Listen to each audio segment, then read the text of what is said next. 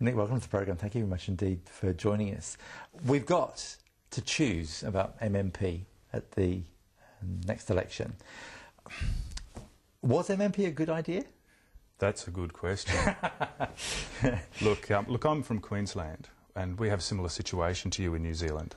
We have only one House of Parliament, and so we face a similar problem that you did before you introduced MMP, because I think it was Sir Geoffrey Palmer who said that New Zealand had the fastest law in the West. Well, I think he could have said the same thing about Queensland.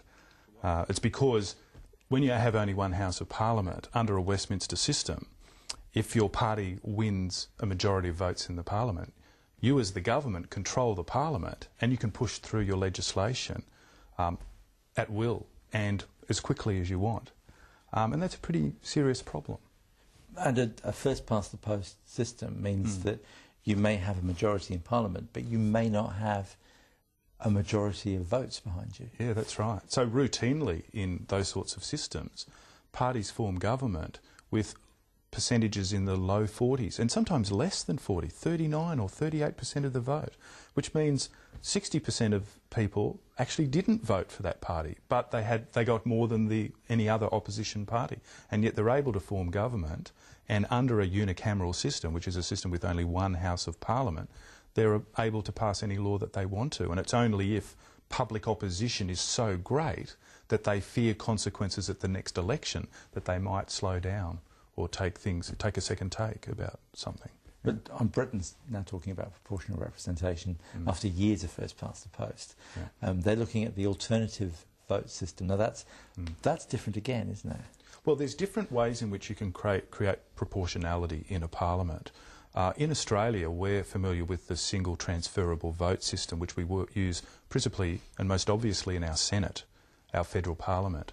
And that works quite well because it enables individual voters to choose amongst the full array of parties and to indicate their preferences amongst them. Another way of doing that is a party list system, where you as a voter get a choice between parties. And both systems mean that the preferences of voters are more closely reflected in the parliament, except that the party list system means that it's the parties themselves that decide the preference flows, if you like, as we call them, whereas under a single transferable vote, if you want to as a voter, you can decide your preference flows. Right. So where does MMP fit in this sort of scale of proportional representation?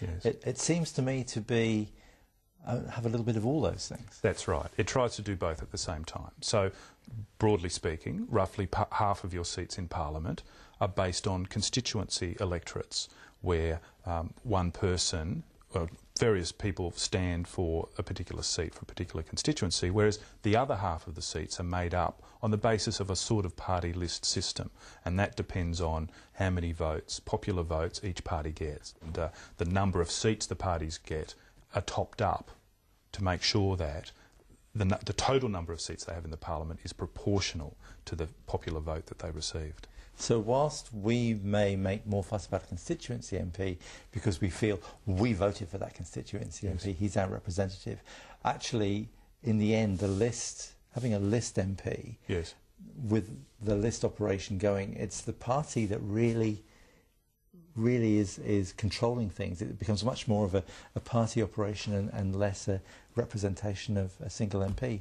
I think that's right. It creates an incentive for the parties to focus on the list at the end of the day, because the number of seats they hold in the Parliament will be eventually topped up by reference to the overall vote that they get.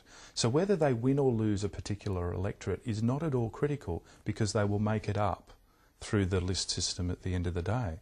And that leads to some strategic games being played about not contesting some electorates because they're happy enough for another minor party to hold that seat in the context that they believe that party might well support them because they're ideologically aligned. And I think that happens both to the Labor Party and the National Party. Both have that sort of an incentive under your system. But MMP also brings, you know, it has its own issues, doesn't it? It does. I mean, MMP is a little bit like bringing into one house what we in Australia at a federal level have in two houses.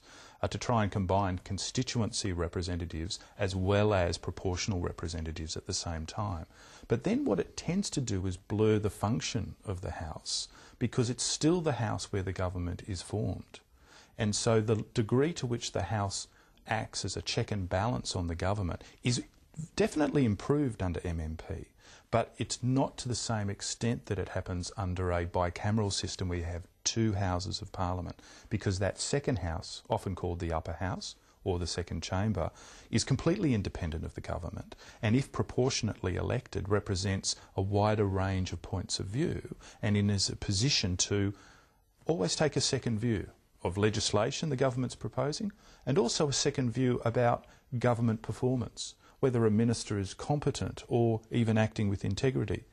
When you have a second chamber that's separately elected and proportionate, it's got every incentive to scrutinise the government and individual ministers for the way in which they're managing their portfolios. So then you wouldn't get things like laws that are going through under either urgency or even extreme urgency, which recently saw quite an important bill go through in almost hours. Yes. So you would never be able to do that. Well, by definition, it has to pass. Every bill has to pass both houses of Parliament, and that means that the lower house can't determine, having determined urgency, which it might still do, it can't force that view on the upper or second chamber. Certainly with the reconstruction of Christchurch, everyone knows it's an urgent matter, and any parliamentarian who resisted the genuine urgency of the matter would be rightly criticised and would fear doing it. But nonetheless, very sweeping powers were given to ministers under that Act, and one does wonder whether just a little bit of a second thought about just how broad powers were granted to the ministry. I think that if it had gone to an upper house, some second thought would have been given to that. But nonetheless, still deal with the matter with dispatch, because it really genuinely was an emergency. It still is. Let's take a brief break there, and then we'll come back and we'll chat some more. Okay.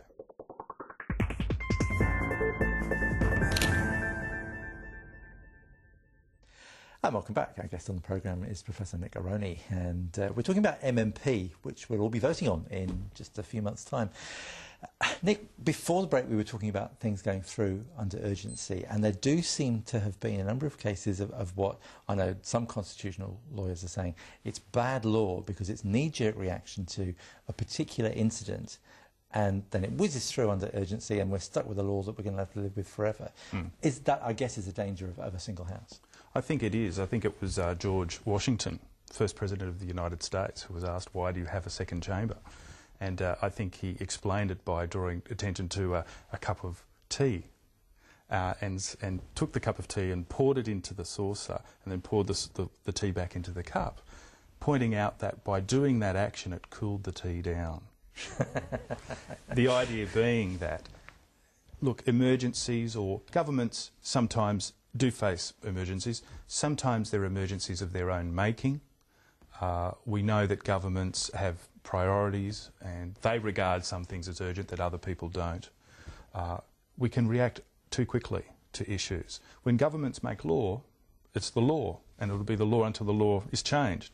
And so one always has to be deliberate and careful about how one enacts law, and that second point of view is, I think, always valuable. Which I guess brings us on to another aspect of MMP, is because sometimes laws get made that individual members within a party, often list members, violently disagree with. Now this happened with Tariana Turia, who was within the Labour Party. She disagreed with the Foreshore and Seabed Bill, so she jumped ship and set up her own party. So now she's come into Parliament as a Labour list MP, disagreed with the law that's gone through under urgency, and now formed a party that wasn't voted for by anybody, but is now part of the Parliament. So that, I guess, is one of the downsides of MMP. Look, I think it is, and I think it's one of the downsides of a list system generally, because as voters you're voting for the brand of the party, and it's not in the forefront of your mind who the particular candidates are. At least with a single transferable vote system, you have that opportunity to vote for individuals, and in fact, if you are so minded, you can change the order of priorities even within a party. And so you might actually not like the first candidate of a particular party or prefer the second or the third. Now, when people exercise that sort of discretion, whether that affects the result at the end of the day is maybe unlikely, but that reflects the overall views of the voters. And of course, that's what democracy is. It's tallying up all the individual votes. But at least you have the freedom to do that. And in those circumstances, I suppose the notion of someone jumping ship is less of a concern, because people did have the opportunity to vote for her. And having voted for her, if she was to change her party allegiance, at least there was this sense in which we did choose her and not just her party. She actually has a mandate rather than just being there because they're Yes. on the list. Yeah, to some extent. Yeah. I mean, we know that individual candidates align themselves with parties, and a lot of people, you know, follow the brand of the party as their way of making decisions, and that's part of the freedom of the political system. I'm not opposed to the party system per se. It's a natural outworking of democracy. But we have to be careful about the way we develop our rules that control and regulate our electoral system, that we don't give the parties too much control over the process, because we don't elect parties and we don't elect the people that run the parties per se. Yeah. Let's talk a bit more about the idea of a second house, because, like you say, Australia has the Senate, there's this Congress, Yes. there's the House of Lords, Yes. and the House of Lords was hereditary. Yes. I presume that probably wouldn't be what you were thinking of in terms of you know, we'll put a few people, the great and good, up in the upper house, and their families will run the country forever. But how would it work in practice in a country that actually, let's face it, is quite small? Yeah, that's right. And I think that one of the things people often raise as a concern about introducing a second chamber is we don't want more politicians. Less, ideally. Yes, yes. Now, I think there are two things to be said about that. I don't want too many more politicians. But nonetheless, if you follow that logic to its logical conclusion, let's reduce the number of politicians to one. But does anyone really seriously want the rule of one person? The way in which we create a system which is democratic, which places a check and balance on power and doesn't place all of our trust in one individual or even a small number of individuals, is by having a parliament that is of a large enough size that it's the collective wisdom of all the members of the parliament that will at the end prevail. Now, of course, there are questions of practical judgment about how large a parliament gets.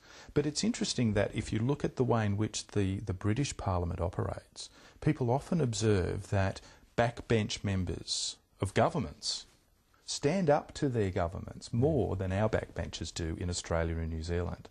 Part of it has to do with the ingrained culture in the UK and the strength of Parliament as a historic institution, but it also is a function of the size of the Parliament, because the Parliament is so large that lots of MPs really don't have any realistic expectation of becoming a minister one day. Wow.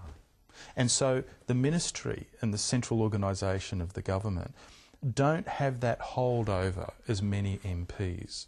And so the MPs are in a position to say, well, why am I an MP? What is my goal? Many would aspire to ministerial office, but others recognise the realities. And so what they try to be is good MPs, to represent their constituencies and to scrutinise what the government is proposing. And so you have that happening more frequently, I think, in the United Kingdom, as a function of the large size of the parliament. In some of our Australasian parliaments, the parliaments are so small that almost every MP of the major parties has an aspiration to become a minister and has just about a 50% chance of becoming one day. And so in those circumstances, the incentives to be independent-minded, to scrutinise things on their merits is weaker. And it strengthens the Prime Minister and the Cabinet and the power brokers within the parties. So I think that we need to always bear that in mind when we ask ourselves, how many members of Parliament do we need?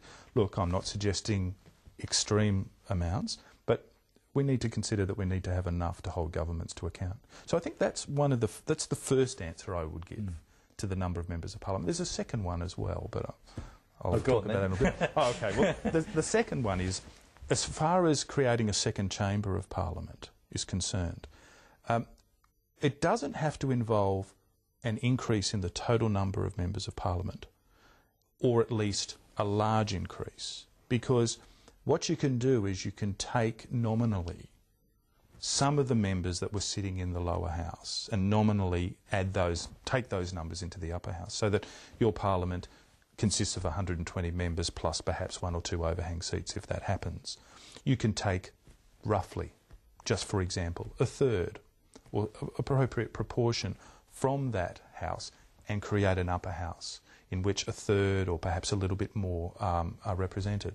That way what you've done is you haven't increased dramatically or perhaps at all the total number of MPs, but what you have done is created a separate institution where you have MPs in that second house who themselves have a little less interest in becoming members of the Treasury benches, or holding seats on the Treasury bench, or becoming Prime Ministers. I mean, certainly in our system you can become a minister in an upper house as well, but it's not the House of Government. And if that upper house is elected on a proportionate basis, then you'd still get that sort of diversity that MMP gives, but you get it in a context where the manipulation of the members is not so great by the executive, and so they become even more independent-minded.